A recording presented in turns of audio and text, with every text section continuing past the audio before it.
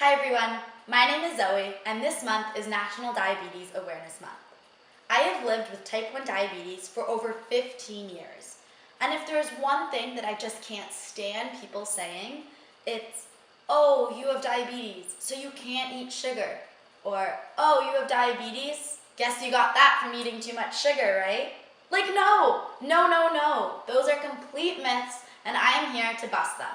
So welcome to my kitchen where I'm going to teach you how I carb count and how I'm able to eat the sweets and sugars that you just might think I'm not. So before any meal, someone with diabetes will have to test their sugar to get what their blood glucose is at. So let's say, hypothetically, I'm at a 10.2 millimoles per liter. My target is 6. And so before I actually eat and give insulin for it, I have to figure out how much insulin I'm going to get. So my sugar's at 10.2, my target's at 6. I do 10.2 minus 6 to get 4.2. Now, there's this thing called your correction factor, or your sensitivity, and it's how sensitive your body is to insulin. So for me, mine's around 4.5, I think, so between 4 and 5.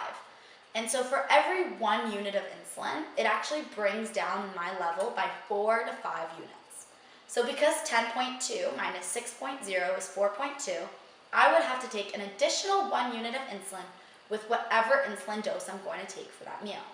So let's remember that number 1. Let's remember that first step. Now it comes to the food. So I have to decide on what to eat.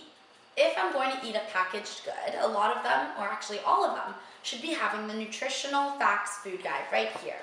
So I look at my serving size, I can then see how much carbohydrates I'm going to have. So for 3/4 of a cup, it shows that this has 24 grams of carbs. But I then have to minus how much fiber there is. So there is 2 grams of fiber. So I would do 24 minus 2 is 22 grams. Now for me, I think I'm at 5 or 6 units of every 5 or 6 grams, I take 1 unit of insulin. So I would take the 22 and divide it by 5 or 6. And I would get around 4, somewhere around there. So I remember the 4 number. And I remember the 1 unit that I did before. And then, before I eat, I would have to give 4 plus 1 units of insulin. That's 5 units of insulin I would take to have 3/4 of a cup of this cereal. Now that's without the milk. If I'm having milk with it, I would have to carb count for that as well and add it into the carbohydrate calculations. Now it's not as simple as that.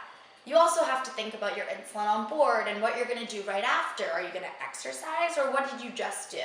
So it really becomes all about the numbers. I'm actually on an insulin pump, so my insulin pump figures out all of those calculations for me, which makes it quite easy. But not all foods come with a handy-dandy nutrition label, like vegetables or fruit.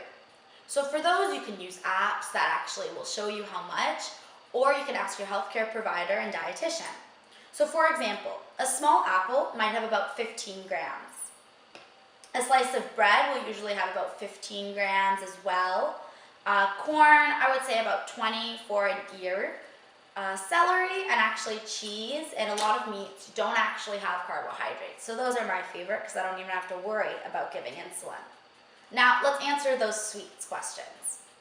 If I was eating a donut or something, obviously that may have a lot more carbohydrates and it'll spike up my sugar really fast and then drop me low.